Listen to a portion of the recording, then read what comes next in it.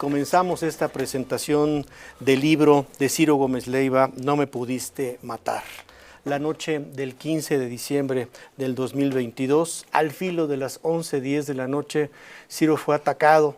Se le puso un automóvil frente a su camioneta. Él salía de conducir su noticiero, que entonces tenía en imagen televisión, y a muy pocos metros realmente, una distancia muy corta, llegando a su casa, a 400 metros de la puerta de su casa, ese automóvil se le pone enfrente, hace de muro para estorbar un poco el paso.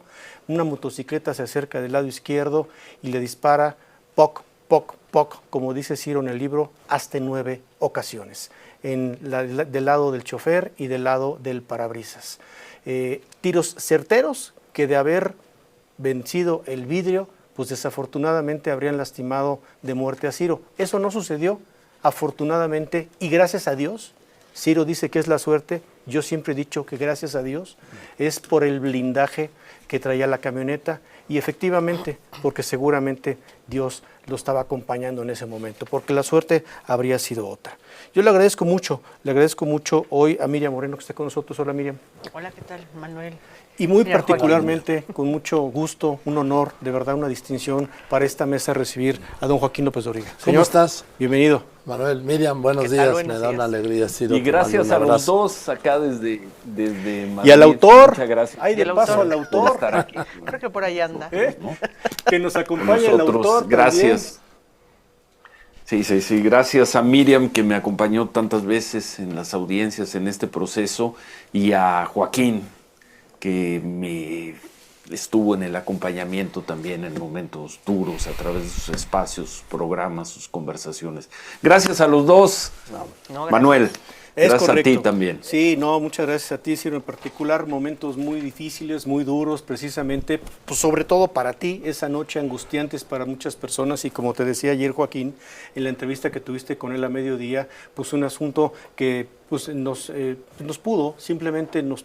dobló, nos trastornó emocionalmente en ese instante. Yo le quiero pedir, señor, si usted hace uso de la palabra y comienza esta presentación. Bueno, hola, Ciro, Miriam, Manuel, Señor, muchas gracias. Perdón, Miriam, Ciro, Manuel, buenos días. Yo recuerdo como en este momento, esta mañana, sí, aquella noche del jueves 15 de diciembre de 2002, ahora en 80 días serán 3 años, que no me di cuenta que habían corrido. Había visto el noticiero de Ciro por la noche y hablaba Ciro en el noticiero, sí, de la llamada. Fíjense qué paradoja.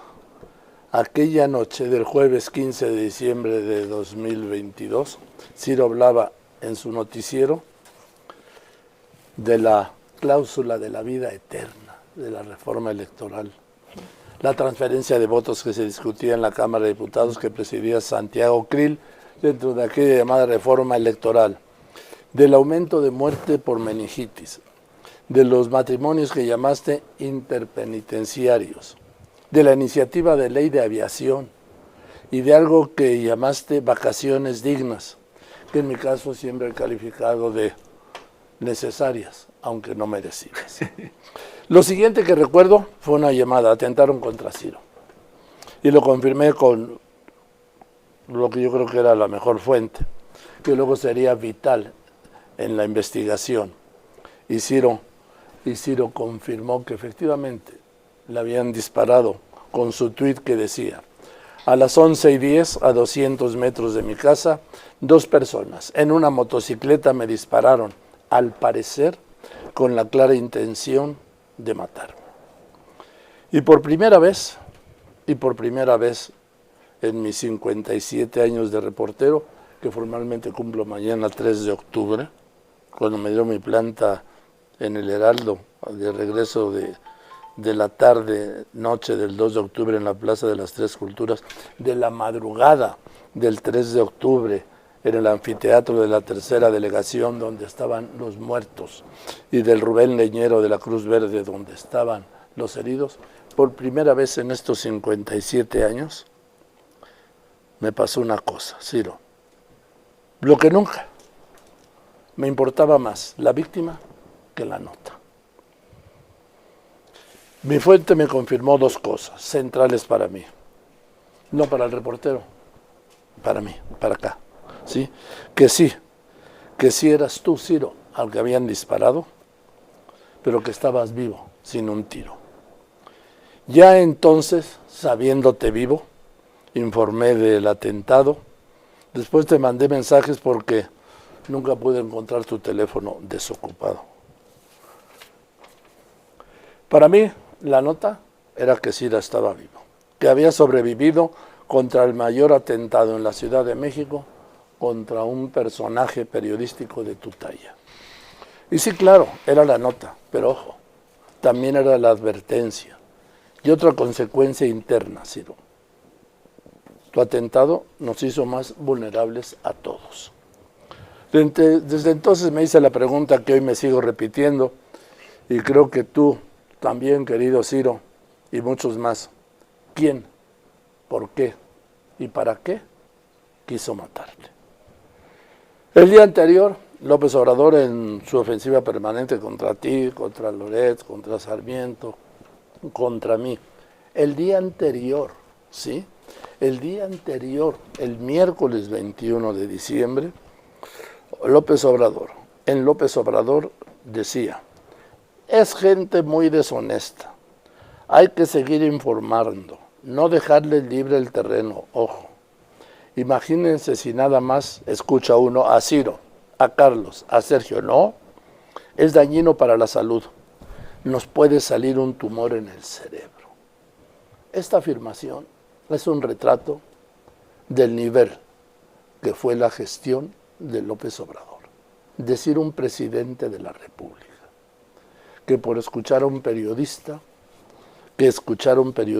era dañino para la salud y podía salir un tumor en el cerebro. Luego saldría con la infamia que era, y es lo suyo, del autoatentado.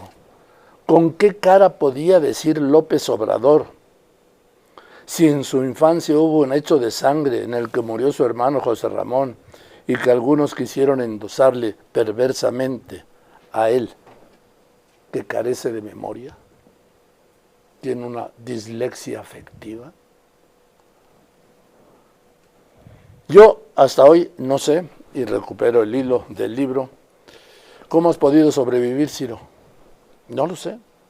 Vivir con este trauma de saber que te quisieron matar, que te dispararon y que estás vivo. Tú me lo has dicho varias veces y explicado, que bueno, que lo has ido resolviendo. Yo no sé qué haría, ¿no? Ni cómo viviría. Ya unos días después, y tras las vacaciones de Navidad y el arribo de 2023, el miércoles 11 de enero del 23, tuvimos la primera de una serie de entrevistas largas, intensas, profundas, ahondando en el dolor, por la senda de las emociones y también, debo decirlo, de los temores. Y la paradoja, a quien habían querido matar, a ti, Ciro, parecía valerte más y daba la impresión de que lo llevabas muy bien. Yo, que lo informé, no lo había superado y creo que todavía no lo hago. Creo que todavía no lo asumo con la claridad, valor e incluso generosidad como has hecho tú. No sé, no me imagino cómo se puede llevar la vida cuando sabes que alguien te quiso matar, que vives de milagro y no sabes, insisto, reitero y nunca me cansaré de repetirlo, quién, por qué y para qué te quiso matar. Y destaco del libro lo que llamo el estilo Ciro. Es entrar y salir del personaje. Ese ser protagonista, pero también narrador por momentos ajeno. El personaje y el reportero. El sujeto y la narración. La historia y el historiador. El que habla de sí mismo por momentos como si hablara de otro. El que habla de otro por momentos como si fuera de sí mismo. El entrecruzar terapia con personajes siniestros, verdades con mentiras, temor con valentía, preocupación con importamadrismo, valor con temor, preocupación con indiferencia, angustia con sosiego, tristeza con alegría, milagro con suerte, contención con laxitud, páginas oscuras con luz propia. El mirarse desde adentro y salirse del texto para mirarse desde afuera. El estilo Ciro. Repito, protagonista y cronista de sí mismo. Sobreviviente de unos asesinos que ya dije, como tú dices, que te quisieron chingar y resulta que los que se chingaron fueron ellos. ¿Sí? Aunque a ti te hayan arrastrado por esa senda por algún tiempo y por momentos, Ciro, te volverán a llevar a aquella noche de aquel jueves 15 de diciembre de 2022 para regresar de inmediato al hoy y al mañana más fuerte, con mayor alegría, más agradecido porque aunque te digas agnóstico, ¿sí? Y no creer en la resurrección ni en la otra vida, aquella noche, querido Ciro, pues fue una resurrección, la tuya. Y esta de hoy es la otra vida, la que te dejaron vivir, la otra vida, esta que estás viviendo a pesar de tu escepticismo por momentos por ella. Qué paradoja, Ciro querido. Y no se trata de ser inmortales, tampoco invencibles, tampoco imbatibles, porque él ya no está en Palacio Nacional. Y nosotros seguimos aquí, como tú y yo, cada uno por separado le dijimos. El 1 de octubre de 2024, usted ya no va a estar en Palacio Nacional. Yo voy a estar aquí al mediodía y tú aquí por la mañana. Y aquí estamos, tú aquí por la mañana y yo aquí el mediodía. Él ya no está. Aquí estamos, Ciro, tú en Excelsior y yo en Milenio. Tú en tus redes, yo en las mías. Nosotros en lo nuestro, los miserables en sus miserias. Se trata de ser reporteros de cotidiana y larga data, y tú ya en el terreno de lo legendario. Ahora solo una pregunta que te adelanté ayer, Ciro querido. No me pudiste matar, titulaste este libro Catarsis. Dime, Ciro querido, ¿quién no te pudo matar? La dejo como pregunta. Te agradezco muchísimo, Joaquín. Gracias por tus palabras, gracias por tu lectura. Y si me permites, anoto la respuesta y escuchamos Manuel. Sí, señor. Si les parece, escuchamos a Miriam. Escuchamos y aquí a Miriam, tengo claro. la pregunta que deja Joaquín. Gracias por tu comentario, gracias por tu lectura, Joaquín. Gracias por tu acompañamiento. Ahora regresamos. Venga, Miriam. A ver, entonces, Miriam Moreno, te escuchamos a ti. Pues recuperando justo la parte en donde el señor Joaquín López Dóriga señala que esa noche no le importó la nota, sino la víctima. Yo también recuerdo esa noche y con Manuel, porque esa noche, Ciro, y lo tomo ahora porque después tú recuperarías el asesinato de Javier Valdés de Río 12. A mí quien me da la noticia de que alguien te había tratado de matar y que tú lo habías publicado en tu cuenta de Twitter fue Ismael Bojorquez, director de Río 12. Me llama y me dice, ¿es verdad lo que escribió Ciro? Le dije, no sé de qué me hablas. ¿Cómo que no lo trataron de matar? Investiga. Eso me dijo, colgamos y lo primero que hice fue llamar a Manuel Feregrino. Y él me dice que estás bien, que estás a buen resguardo. Y yo ya me estaba poniendo los tenis para salir corriendo de la casa, porque sabía dónde vivía, estábamos muy cerca, vivíamos muy cerca. Manuel me pregunta, ¿y qué vas a ir a hacer? ¿Qué haríamos, Miriam, ahí? Le dije, hacer lo que el jefe ordenaría que teníamos que hacer. Ir a buscar información, ir al lugar de los hechos, ir a grabar, ir a preguntar y a ver qué carajos nos encontramos. Y nos fuimos y Manuel estuvo en comunicación a cada momento. Yo recuerdo que esa noche pasé la primera vez por Tecoyotitla, no había nada, no había una patrulla. Dije, ¿dónde fue? Le marqué a Manuel y le pregunté, dime dónde fue esos 200 metros porque yo no los encuentro en ningún lado. Volví a salir por Insurgentes, di una segunda vuelta y a lo lejos vi una patrulla, pero no estaba estacionada en el lugar que luego supimos era el lugar donde disparó el Bart. Hasta la tercera vuelta, Ciro, es cuando ya veo a la mitad de la calle, por donde estaba el parquímetro, a unos metros de donde te dispararon, una patrulla con un patrullero adentro, quien me da la información y me verifica y me dice, sí, fue aquí, fue un viene de un restaurante, y él me platica la primera historia. Pasó la camioneta de Ciro, porque lo conocían, era un vecino de la colonia Florida, pasó y después escucharon unos tiros y los coches empezaron a echar en reversa y después ya no lo vimos. Así empieza esta historia, así empieza este tratar de darle forma a esa noche y a ese atentado, con la certeza de que tú estabas bien, que ya había un ministerio público. Nosotros nos dedicamos a registrar lo que teníamos que hacer y que tú nos hubieras dicho, a registrar los hechos.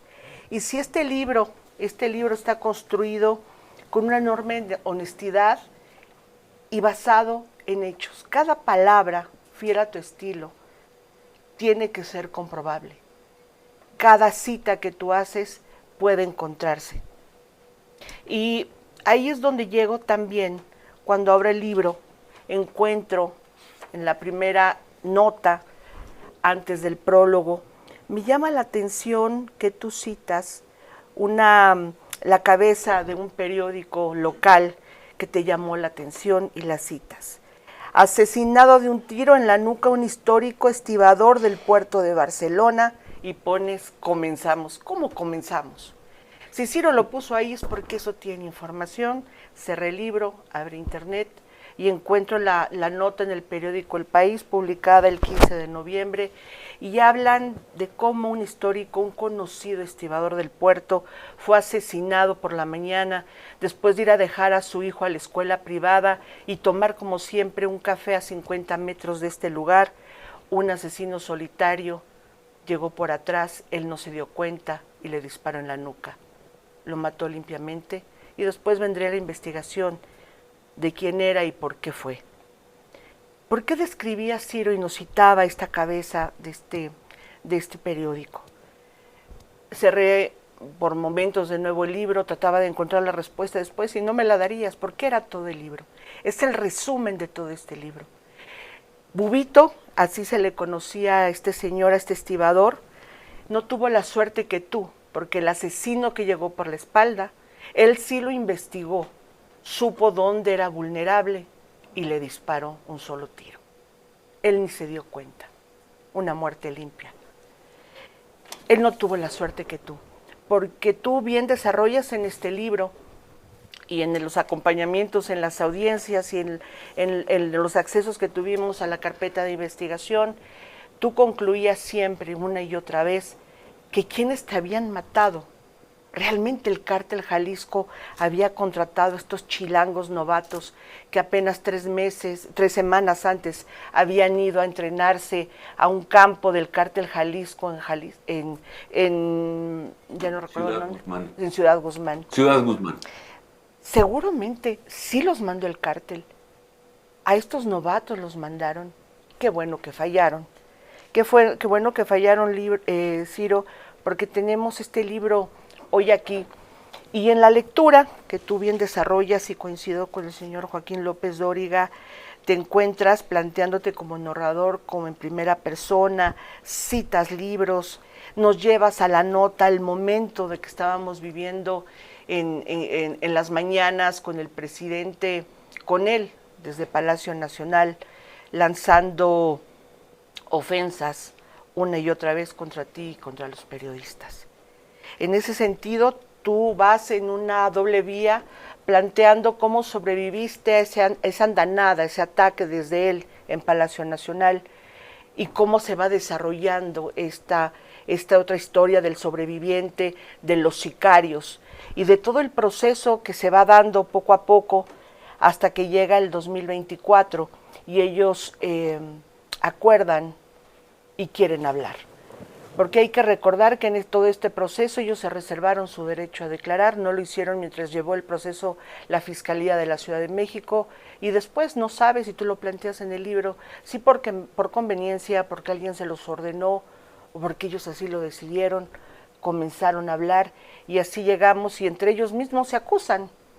Así es como sabemos que el que manejaba la moto no era el Davis. a quien tú narras y precisas aquí, según había asesinado el Bart, si no era el Asa, quien por cierto fue sentenciado el día de antier.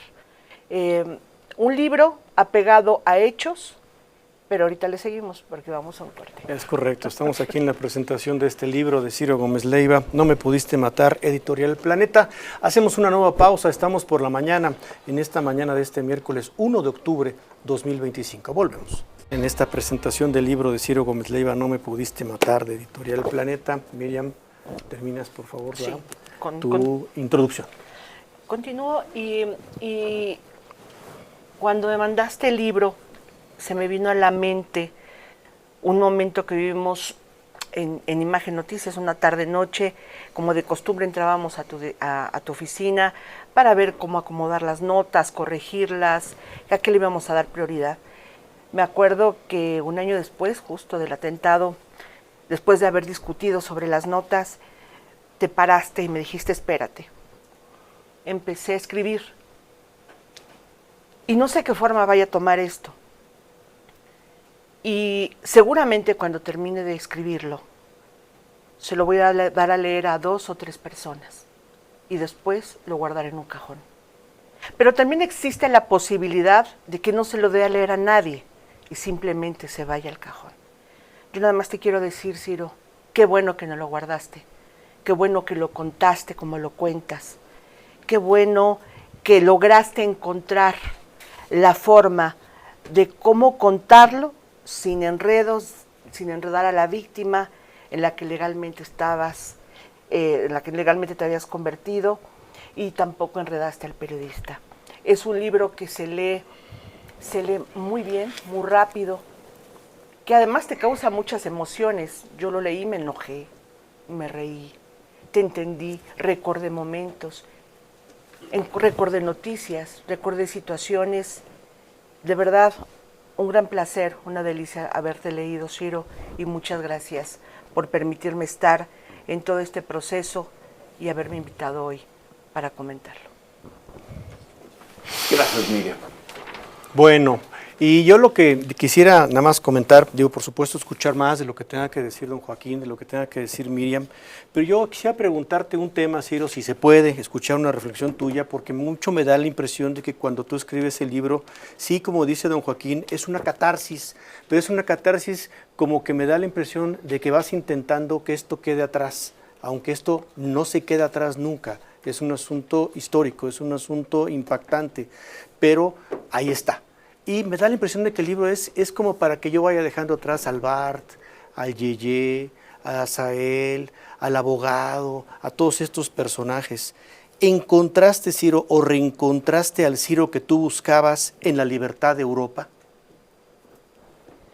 No, bueno, qué pregunta, y se liga un poco con lo que dice Joaquín y se Así liga es. con lo que dice Miriam. El libro, y tú lo sabes, son muchas cosas, por supuesto, tiene una parte de sanación, tiene una parte de catarsis, tiene una parte de registro, tiene una parte de presentación de un hecho, y también, lo sabes porque lo hemos platicado en privado preparando programas, también tiene el objetivo de, una vez que terminemos con este ciclo, aunque no durará mucho más, de presentaciones, de comentarios, de entrevistas alrededor del lanzamiento del libro, también para irlo apagando periodística, narrativamente, ¿no? Creo que lo esencial que teníamos que contar sobre el atentado ya lo contamos. Si surge nueva información que modifique las cosas, lo haremos. Pero tiene todo ese objetivo. Sobre, y brevemente, porque me interesa mucho escucharlos a los dos más, sobre lo que me preguntaba Joaquín, ¿no? ¿Quién no me pudo matar? Te repito, de manera más sintética, lo que te dije ayer en tu programa, Joaquín. 3 líneas. 1, no me pudieron matar los sicarios y el mundo criminal. No nos pudieron, porque el segundo es en plural. No nos pudo matar él, el poderoso. Un poderoso maligno, un poderoso muy miserable por la forma en que ejerció el poder. Y 3, en mi caso, y contra eso lucho todos los días, y además lo hago con alegría, no me ha podido matar el desánimo y la tristeza.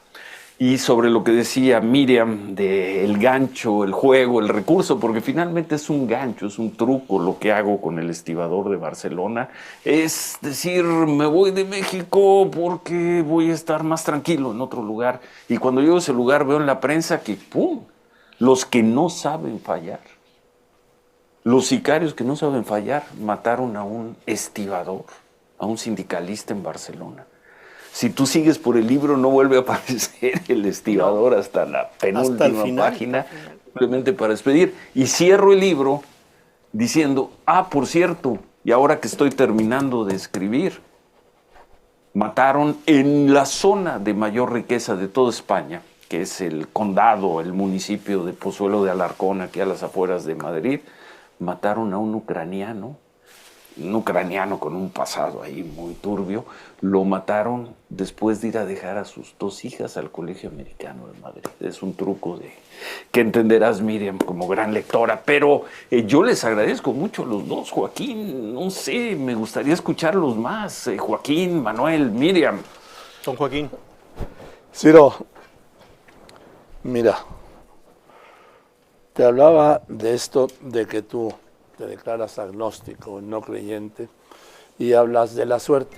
Puedes hablar de la suerte, de lo que sea. Yo creo que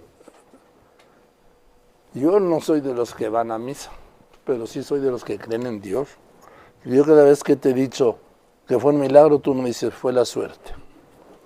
Yo cuando te dije que había que darle gracias a Dios, alguien me dice, hay que darle gracias a la vida. No, hay que atreverse a decir en público, gracias a Dios, porque eso ocurre con esa, no me refiero a ti, claro, con esa doble, o con esa dualidad de que afirman, yo soy ateo, gracias, por la gracia de Dios, que se usaba hace mucho tiempo, ¿sí? Yo no digo eso, pero... No, yo sé, no, pero me refiero, haya sido lo que haya sido, yo creo, de quien fue la mano. Ciro, tú estás viviendo esa otra vida en la que no crees, porque reitero, esa noche del 15 de diciembre, aquel jueves, fue una resurrección, porque tú técnicamente y de acuerdo con el complot, tenías que haber muerto esa noche. Te tiraron a matar. En la ventanilla, te lo decía ayer, y te tiró un profesional, nada de que un aficionado. Te tiró un profesional que puede agrupar 4 tiros en tu ventanilla izquierda, o sea, tú manejando en la ventanilla del que maneja, de la ventanilla izquierda, 4 tiros en 30 centímetros cuadrados. Así es.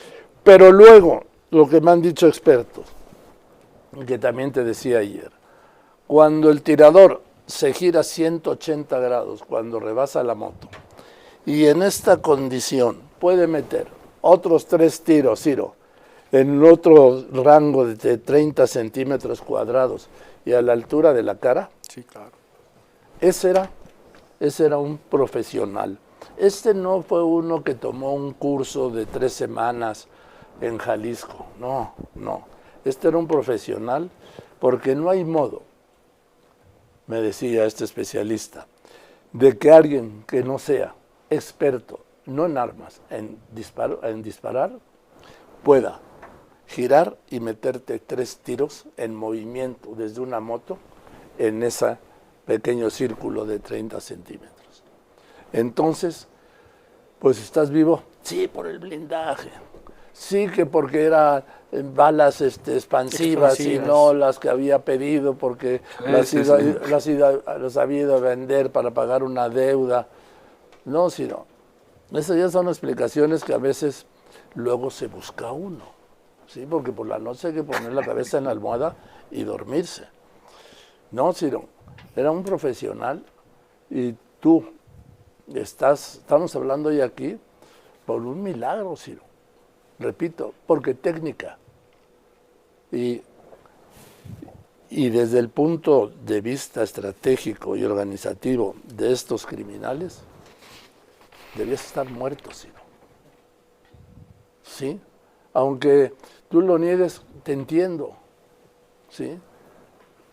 yo también quizá lo negaría.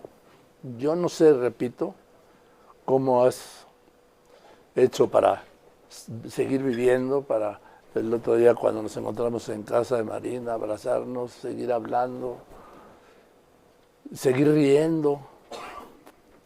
No lo sé. Yo no podría. Además, cuando hablas de cajón, Miriam, perdón, aquí hay algo que es que marca eso. Madrid, finales de mayo de 2024. Hoy estamos a 1 de octubre de 2025. Junio, julio, agosto, septiembre. Estamos 16 meses después de que lo guardaste por lo visto en el cajón. Porque de que lo terminaste a finales de mayo del 24 a este 1 de octubre del 25 han corrido ese año y medio prácticamente. Sino, ¿por qué? Lo pusiste a enfriar, A reposar. lo pusiste a reposar, lo pusiste a madurar, lo pusiste a enfriar.